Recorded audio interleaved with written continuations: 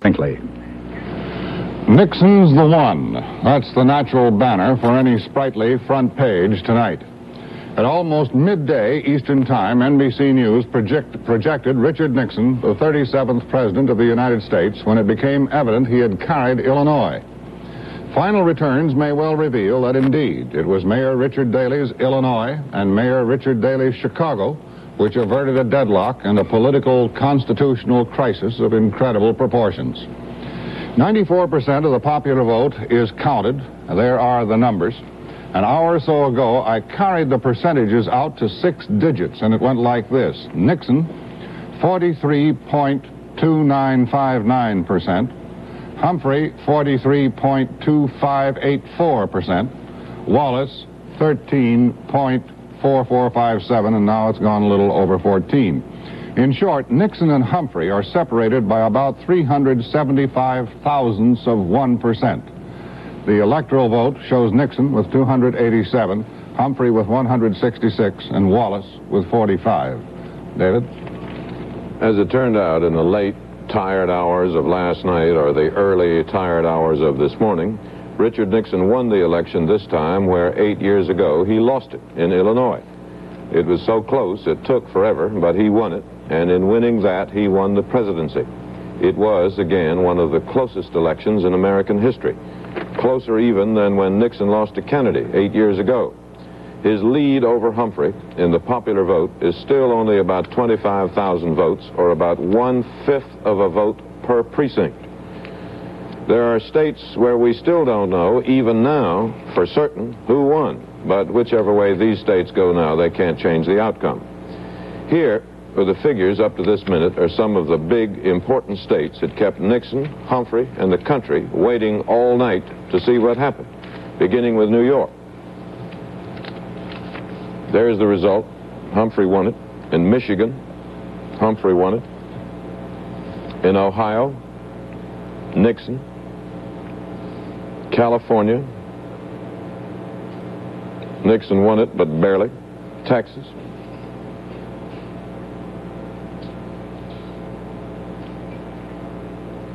Still not sure in Texas. In Missouri, they're still not sure. It's too close. Pennsylvania went to Humphrey. Took a long time to decide it, but it went. And Illinois for Nixon, and that did it.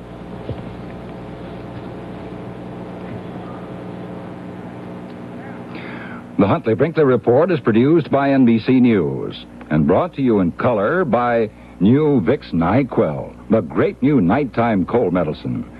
NyQuil relieves your major cold symptoms so well, it even helps you get the rest you need.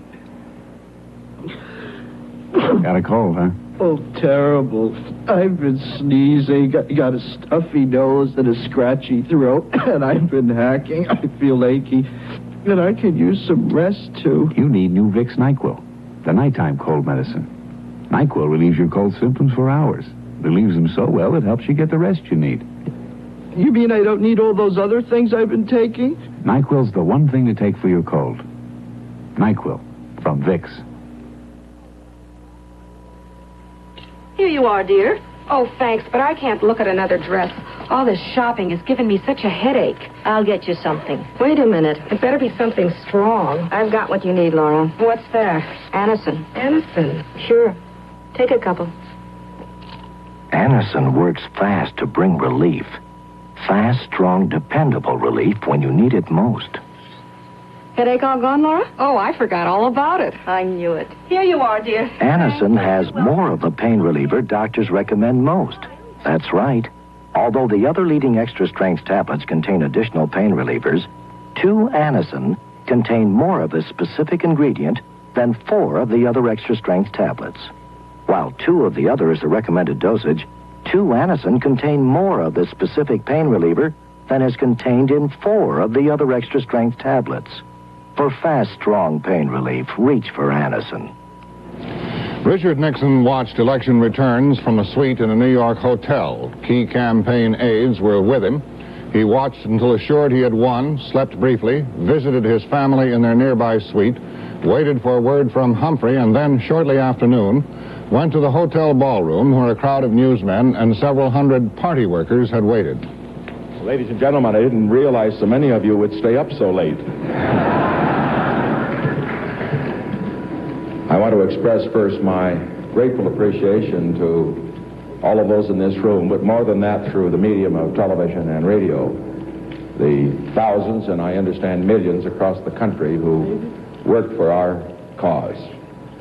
I, as you probably have heard, have received a very gracious message from the Vice President congratulating me for winning the election. I have also had a telephone conversation with him, and I thought I might share with you and also our television audience some of the thoughts that I expressed to him in that telephone conversation. I congratulated him for his gallant and courageous fight against great odds. I admire a fighter, and he proved himself to be one. He never gave up, and he gave us a good fight. I also told him that as he finished this campaign, that I know exactly how he felt. I know how it feels to lose a close one.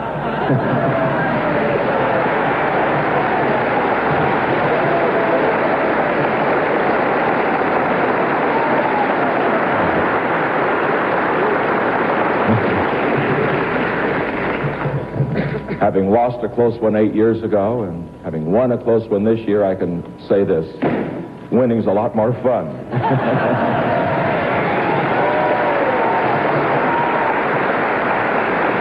But I would like to express to him and also to the thousands that work for him, because he, like myself, had a great corps of volunteer workers, many young people as well as others, a bit of philosophy that has guided me through the years of defeat toward this victory, and it is this: a great philosophy is never won without defeat. It is always won without fear. What is important is that a man or a woman engage in the battle, be in the arena, participate. And I hope that all of those that supported Mr. Humphrey and will continue their interest in politics. They will perhaps be in the other party. We may be contesting again, who knows.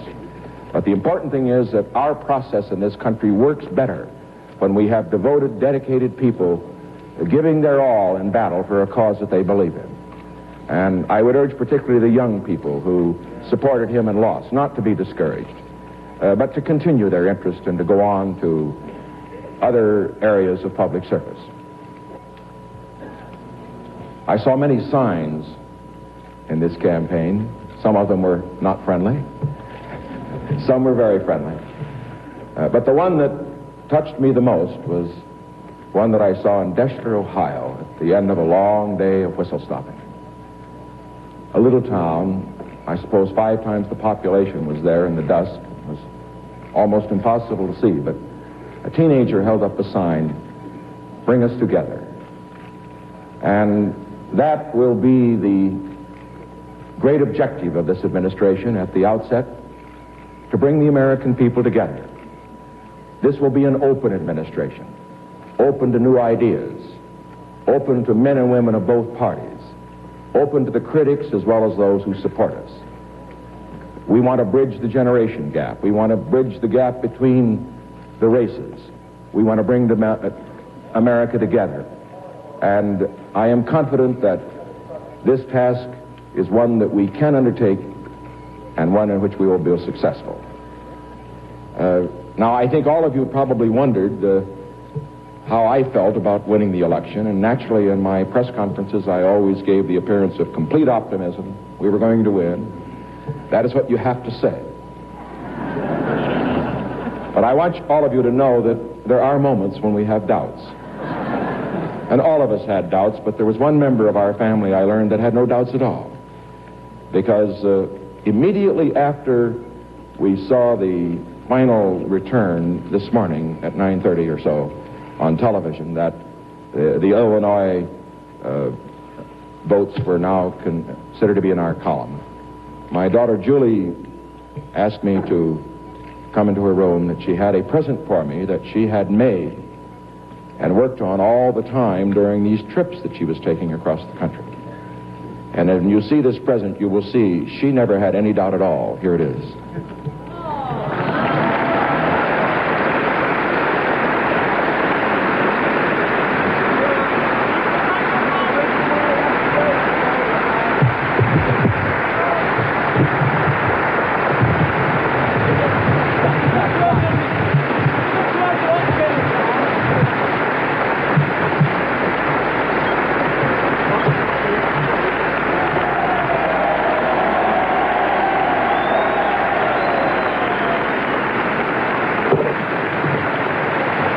Ladies and gentlemen, to show you how unsophisticated I am about this kind of art, when I saw it, I said, "Isn't that needlepoint?" And she said, "No, it's crewel." But it's the kindest thing that I've had happen, even though it's cruel. Thank you.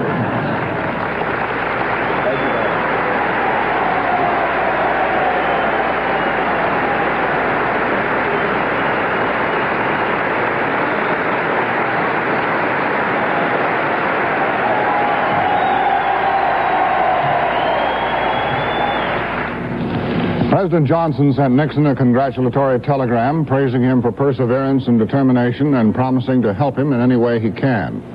The president also sent a telegram to Humphrey congratulating him on a brave, enlightened, and vigorous campaign.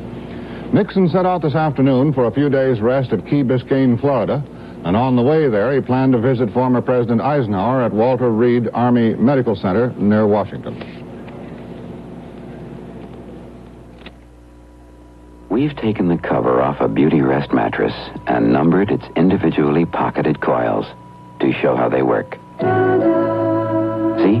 Coils 365 to 374 are cradling her arm.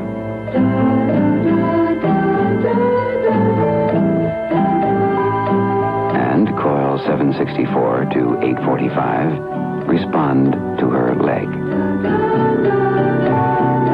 See how every coil responds separately to support her back firmly, to snuggle up to her head.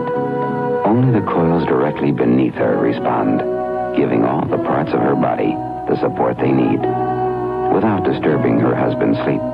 Beauty Rest, standard, queen, or king size. Give every part of your body a good night's sleep. The Huntley-Brinkley Report continues. Brought to you by Holiday Inns of America. There are now 1,000 Holiday Inns. Truly the nation's innkeeper.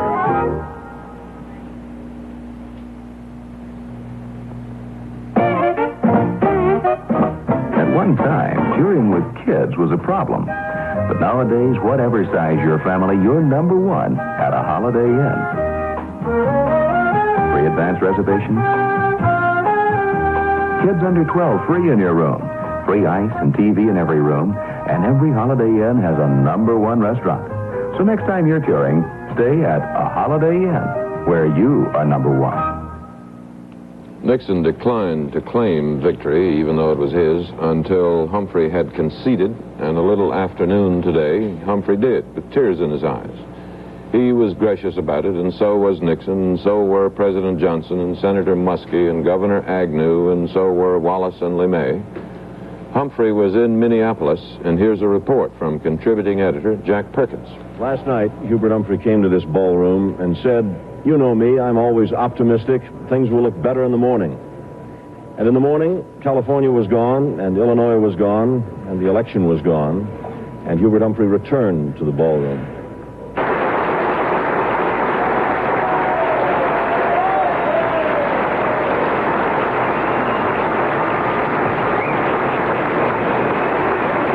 Other members of the Humphrey family, Secretary Freeman and his wife, joining the Vice President on the platform.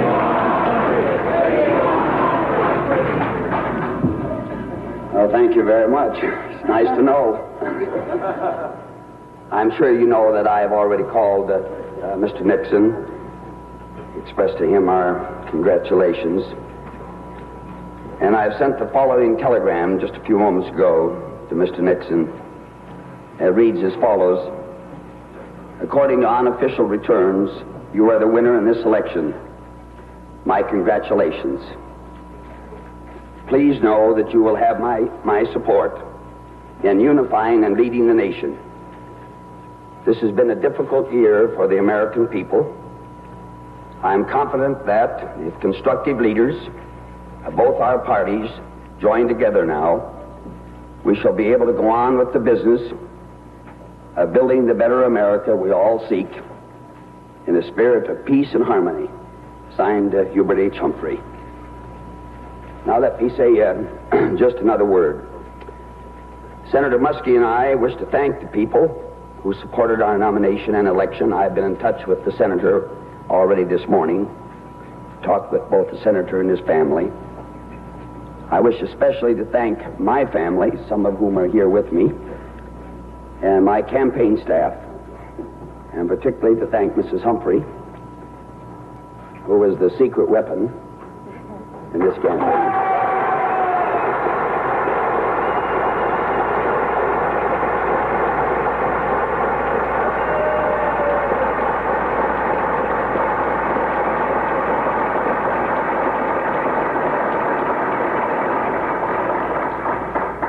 And as I said to some of you last night, to thank each and every one of you, I intend to continue my dedication to public service and to the building of a responsive and vital Democratic Party.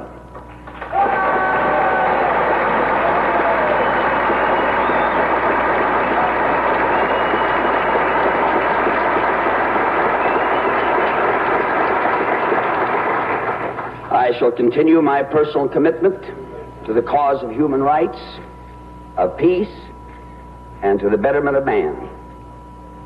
If I have helped in this campaign to move these causes forward, I feel rewarded. I have done my best. I have lost.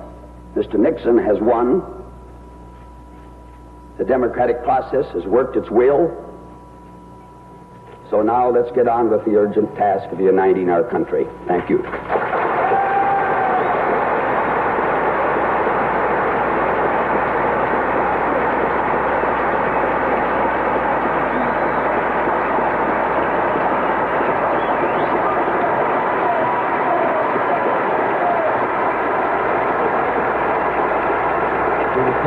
Before the Vice President arrived that he would not care to answer any questions.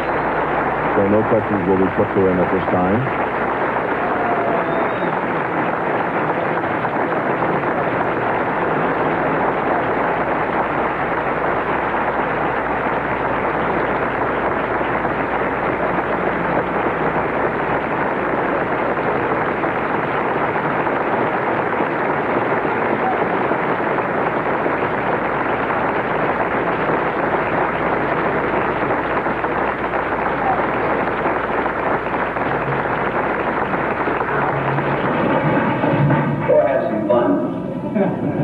Spent a lot of hard work. I don't want anybody to have any extra sympathy. As a matter of fact, what I'd like to have you do is just redouble your efforts to do what you thought you were doing and what I thought I was doing. Maybe we can make an even greater contribution to the things that are important in this country. I really don't feel very badly. I actually feel that we've done a heck of a job.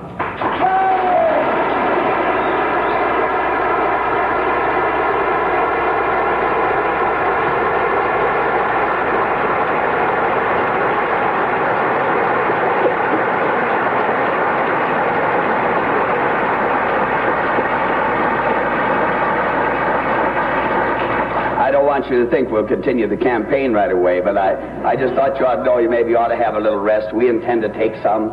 We're not quite sure just what we're going to do with the next few days. We're going to stay out here in Minnesota. I haven't mowed the lawn for some time, and there still is a few things to do out at our place. As a matter of fact, I feel a great sense of both release and relief, and I hope and pray that all of you will feel the same way. I want you to be of good cheer.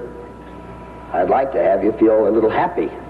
It's not easy, but quite frankly, this was an uphill fight all the way. I was the first one to know it, and I think the last one on the line of my staff that recognized it. I never had any doubt but whether it would be a close fight. Come see, come saw, you know, one way, it bounced a little one way, bounced a little another. We've got a president-elect. He's going to have my help. Cheers.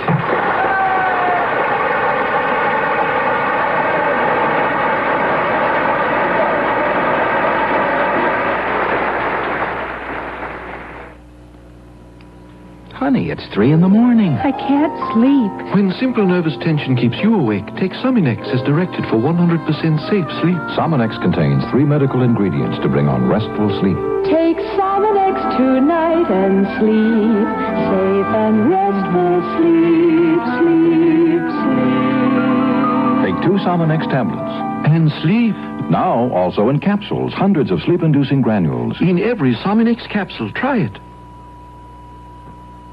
She dreams again of the man she met. Something about him she can't forget. There's something about an apple. When he held her close, it was very clear. Something about him made him nice to be near. There's something about an apple. The aftershave girls can't forget. Aqua Velva. Have you tried it yet? There's something about an apple.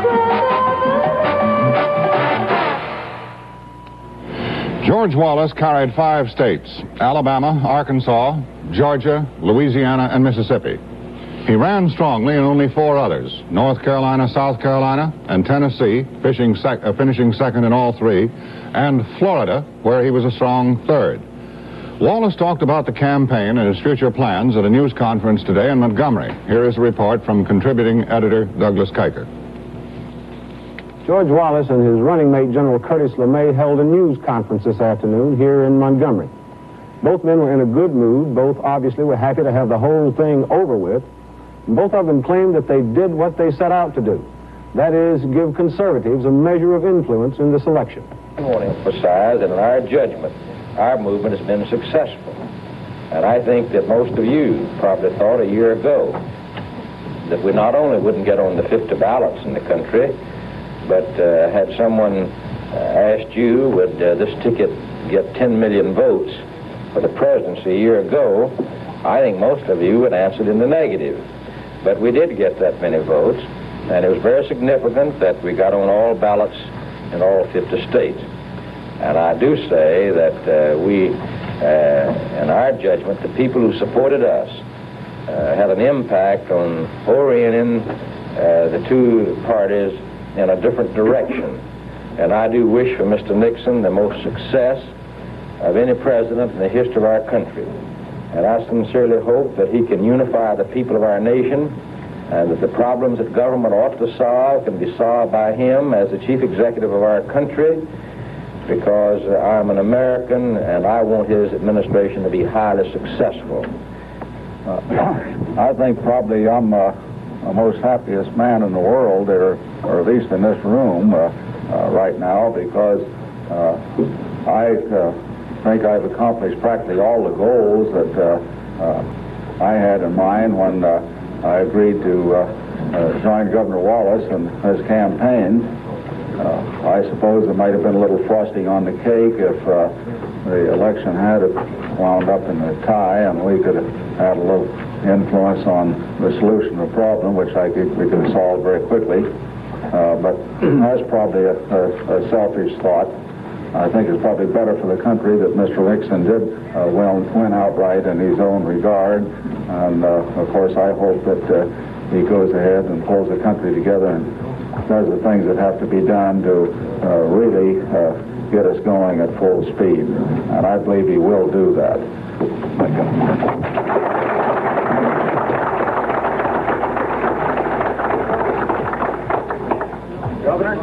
Governor, What happens now to you and to the American Independent Party? Specifically, are you going to run for president in 1972? Well, of course, that's a long way off, Douglas. And we're going to continue to be interested in the affairs of our country and events that transpire between now and 72 will, of course, determine that. Governor, more specific about what you plan for the future. Governor, you said you practice law. Well, I have no plans for the future politically, if that's what you have in mind, Nelson. No plans politically at the moment at all. Are you talking on a national or a state level? I'm talking about on the national level. I've said in the past that I have no plans for state politics at all. Wallace didn't have the strength he thought he had. He thought he would get considerably more of the total popular vote than he got. He was hoping to carry some of the border states outside the Deep South and thus broaden his political power base. And those big wild rallies in Chicago and Detroit and New York City persuaded him that he might even show some muscle up north. That didn't happen, but this doesn't mean that Wallace's drive for national political power is over and done with. George Wallace's time didn't come in 1968, but he still believes his time will come. Douglas Kiker, NBC News, Montgomery, Alabama. Senator Muskie wired congratulations to Vice President-elect Agnew, then played a round of golf. Agnew told a news conference he accepted his election with humility and a spirit of hope. He predicted that when the absentee ballot is counted, he and Nixon will carry his home state of Maryland. Fourth party candidate Dick Gregory announced he will set himself up in Washington as a president in exile for Americans who feel the official government doesn't represent them. He said he'll paint his headquarters black. Following custom, most foreign governments refrained from official comment on the election, although many said congratulations to Nixon.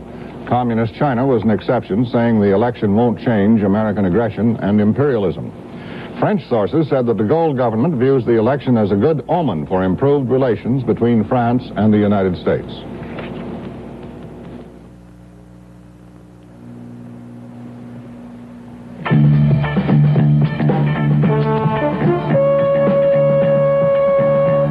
Silver Thins, the impossible cigarette. Lowest in tar and nicotine of all 100s. Lower than most Kings. Yet Silver Thins taste better.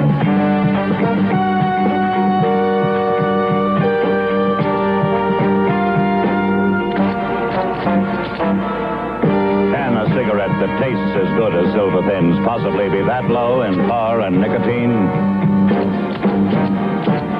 Read the latest government figures.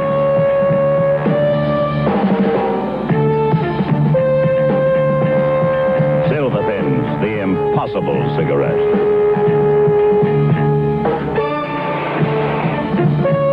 Impossible?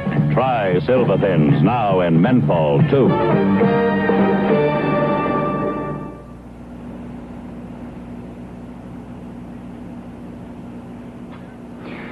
This one-hour edition of the Huntley Brinkley Report continues after station identification. Of the Alamo. Staines at Rafferty with quite a good margin. And in the state of Iowa, and this is about the closest race we've had, Governor Harold Hughes, a third-term governor in Iowa, defeated state legislator David Stanley. As you may remember, Governor Hughes nominated Eugene McCarthy at Chicago. The Democrats thus have retained their control of the Senate. It was never in doubt. It used to be by a 63-37 ratio, but with a net gain that we have of 5 seats, the present ratio, if all things hold, would appear to be 58-42. Now, the following Democrats who are opposed to the president's policy on Vietnam retained their seats despite dire predictions they might lose them. Senator Abraham Ribicoff in Connecticut defended his seat against former Congressman Ed May. McGovern in South Dakota defended his seat against Archie Gubrud. Frank Church in Idaho retained his seat, and Senator J. William Fulbright, the chairman of the Foreign Relations Committee and an early opponent of the war, retained his seat in Arkansas.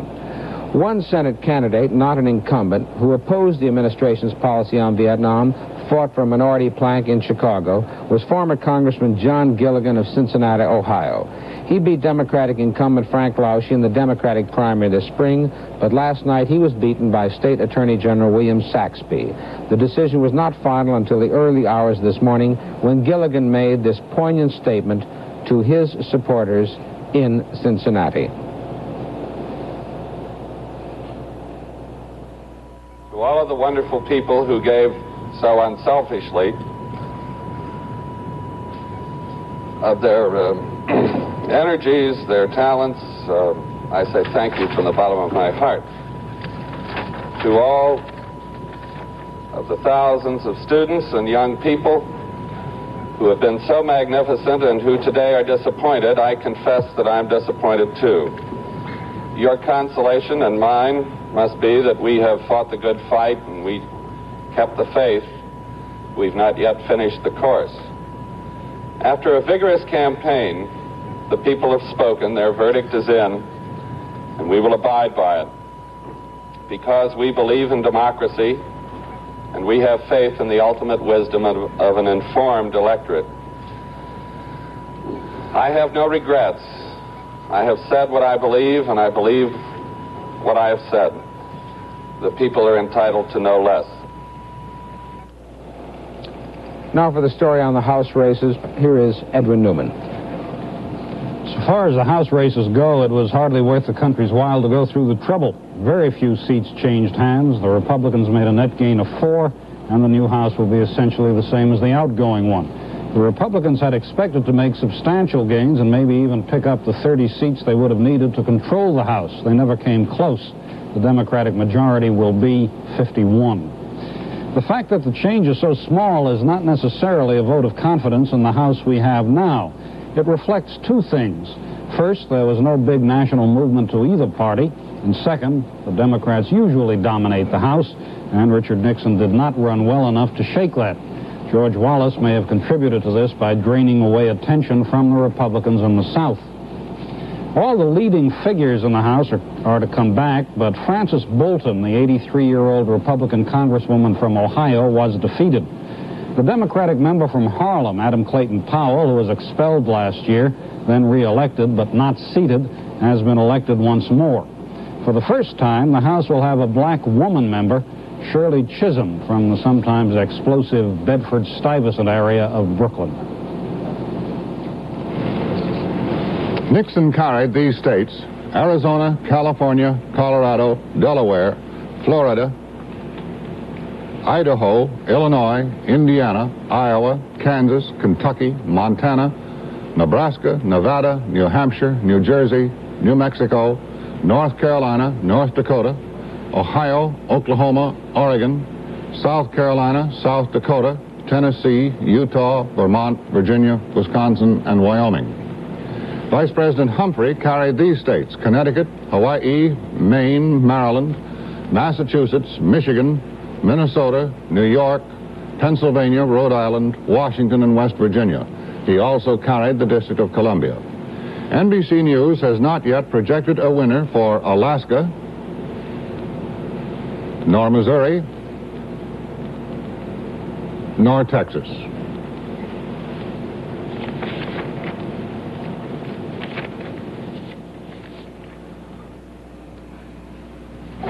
Protect me, please. Protect me, please. Friday, on The Name of the Game, Gene Barry jets to Italy to investigate the mysterious death of a beautiful international playgirl. 90 minutes of movie excitement with an all-star cast on The Name of the Game. And the following night on NBC Saturday Night at the Movies, a memorable motion picture, To Kill a Mockingbird, comes to television for the first time. See Gregory Peck in his Academy Award-winning role. I've been appointed to defend Tom Robinson. Now that he's been charged, that's what I intend to do. You want to tell us what really happened? I got something to say. And if you ain't gonna do nothing about it, then you're just a bunch of lousy, yellow, stinking cowards. See The Name of the Game, Friday at 8:30, 7:30 Central Time. And To Kill a Mockingbird, Saturday at 9, 8 Central Time on NBC. Sandy, Vanover, Ed Newman, I thought it was interesting to note Nixon said the sign he saw during the campaign that touched him most was one somebody held up in, I've forgotten what town, saying, "Bring us together." It seemed to me, and I wonder if it does to you, that the most immediate need in this country is something like that, rather than a lot of fancy new legislation out of Congress, because if the country is not brought together, it's not going to last. What do you think? I agree. Sandy? I agree with you, David. We've had a lot of legislation in Washington in the last 5 years. It was needed legislation. It had been bottled up for about 20 years. It was the unfinished business of the New Deal. But now it needs refinement. People don't like the big, massive federal programs. And what they need is something that I can only call the politics of soul politics. They do want to feel uplifted somehow. And I think that may be more essential right now than any kind of new legislation. They desperately feel, especially after this year that we've all gone through, the need for binding up the wounds. For the president, not so much for what he does in the Congress, but for what he is as a human being. Ed? Well, I agree also, David. I think a couple of things worth pointing out. I've done a little figuring on the popular vote, and it looks to me as though it's going to run about 73 million, which is really not nearly so many as have been anticipated, not so many as have been hoped, which suggests that a good many people stayed away. The second thing is, of course, that it's an extremely close election, and it cannot be interpreted as any kind of resounding vote of confidence in Nixon. What the country is really telling Nixon, it seems to me, is we'll tolerate you, but we're not enthusiastic about you. And whether he can bring the country together in these circumstances, I don't know. I don't know whether anybody could in any circumstances because of everything that's happened. But that the need is there is plain, and judging by what he said, he certainly recognizes it. But the election itself, I think, has not been a healing thing. Maybe he can turn it into one. Well, of course, Richard Nixon is a plurality and not a majority president. However, it seems to me he has a tremendous opportunity here, and if he lucks out a bit and handles it well, his popularity rating could be far greater than this word plurality suggests, because the country has indicated that it wants to be headed in a new direction. I think we're probably a little vague as to what that direction is, and maybe the country itself is a little bit vague about it, but Sanders suggested it. Maybe the end of big government programs. Maybe we need just some new equipment and new machinery to handle some old programs. But Nixon has a great opportunity here. Chet, you know, every president has this period of grace, what I think the poet Wordsworth called the willing suspension of disbelief. People are ready to believe anything. And I think what Mr. Nixon has to do very quickly is to move to settle the Vietnam War, because as long as this cancer continues to infect the body politic of this country, he can't really get on with the unfinished agenda of the American democracy. And it'll be interesting to see how he moves, though he doesn't have responsibility for the peace talks in Paris, how he moves very quickly to ingratiate himself into the formula for solving this conflict. Well, he does, as you say, have what is commonly called the honeymoon, a chance to do some things before his enemies gather and turn against him. I suspect that the Nixon years will be not terribly unlike the Eisenhower years, though of course he doesn't have the advantage of being a great national hero that Eisenhower was. He probably is the most popular president in our lifetime. Probably could be elected again if he were younger and healthier and it were legal.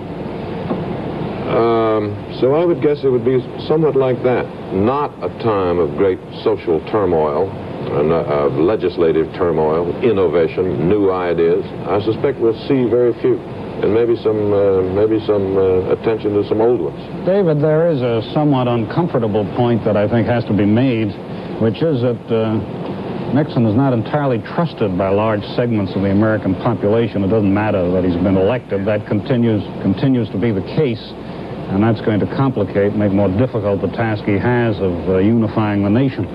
It's going to be terribly, terribly difficult, and the very narrow division in the election will not help.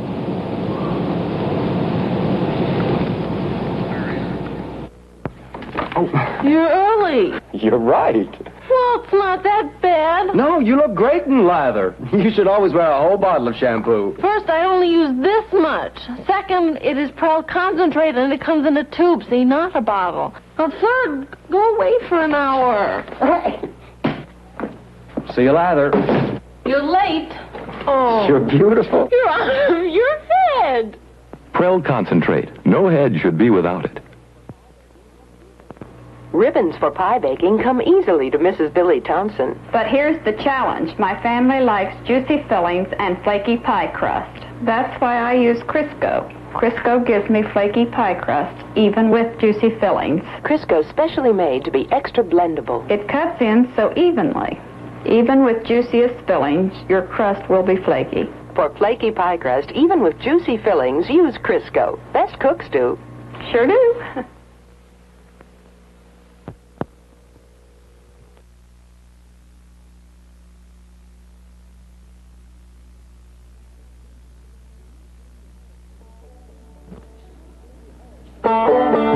Huntley Horse Center at Only, Tennessee, one of the 4 places in the country where you learn horsemanship from A to Z. They've got pretty girls, pretty horses, and fine-looking dogs that eat lots of Trailblazer. In fact, nearly everything with 4 feet around Huntley likes Trailblazer.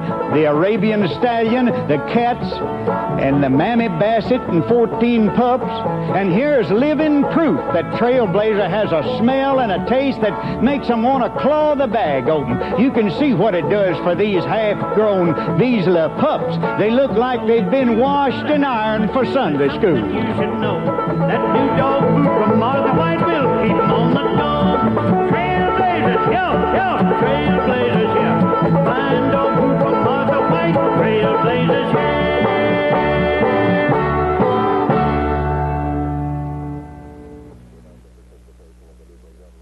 Without the participation of the legal government of the Republic of Vietnam, it is possible for us to discuss some procedural matters surrounding the meeting and rules of the game and so on.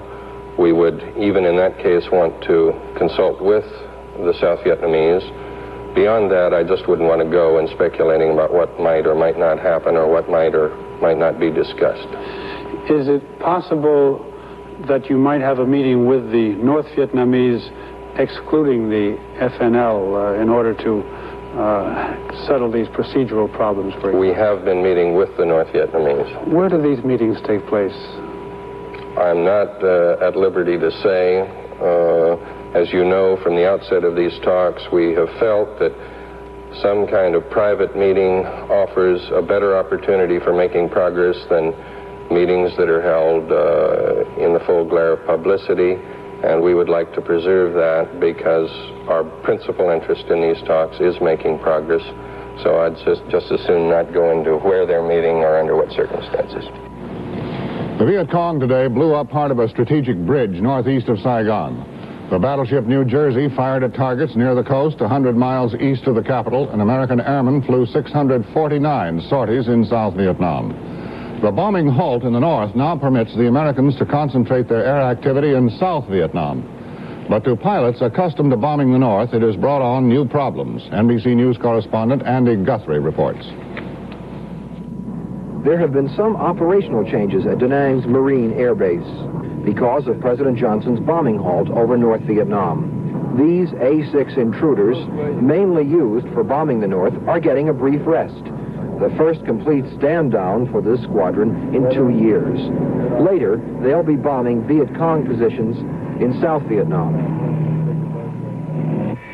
With only reconnaissance planes flying north these days, the main air emphasis has shifted to close fighter support for American ground troops. Since the halt, the bomb loads are different.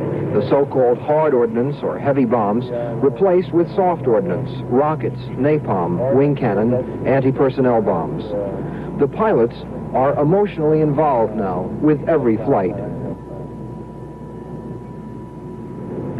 In northern missions, accuracy is important. In the south, it is critical.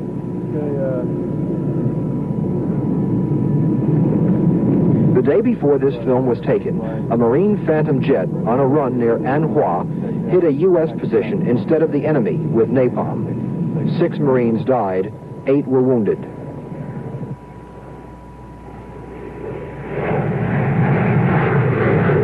Andy Guthrie, NBC News, Da Nang Air Base, Vietnam. Having observed a half-century of its own existence last week, Czechoslovakia is stubbornly determined not to celebrate the 51st anniversary of the Russian Revolution tomorrow. Today in Bratislava, thousands of students pulled down Soviet flags and burned them. In Prague, Czechoslovak troops and police sealed off a wide area around the National Theater to prevent anti-Soviet demonstrations during a performance of the Russian ballet.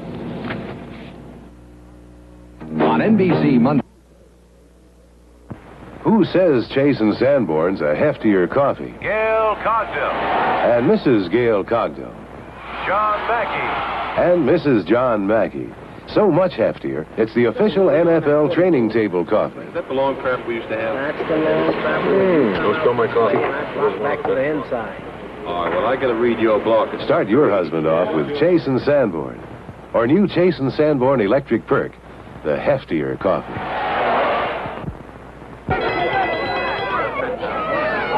Time was when you could serve only 64 children with a 4-stick pound of ordinary margarine.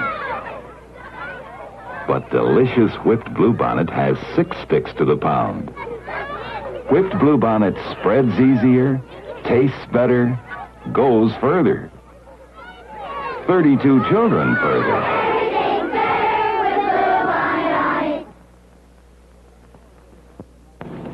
An authoritative Vatican magazine said today that while Mrs. Jacqueline Kennedy Onassis has not been excommunicated from the church for marrying a divorced man, yet she is regarded as a public sinner. Cardinal Wyszynski of Poland arrived today at the Vatican. It was his first trip outside Poland since the government prohibited him from traveling 3 years ago. Charles Munch, conductor of the Paris Symphony, was found dead today, apparently of natural causes, in his hotel room in Richmond, Virginia. He was 77. 30 seamen are missing and feared dead following a fire on a Norwegian tanker last week. The hulk of the tanker is being towed to Newfoundland. Prices went up today on the New York Stock Exchange. The Dow Jones Industrial Average gained 3 1/5 points, and the value of an average share of common stock increased 10 cents. The volume was 12,640,000 shares. David?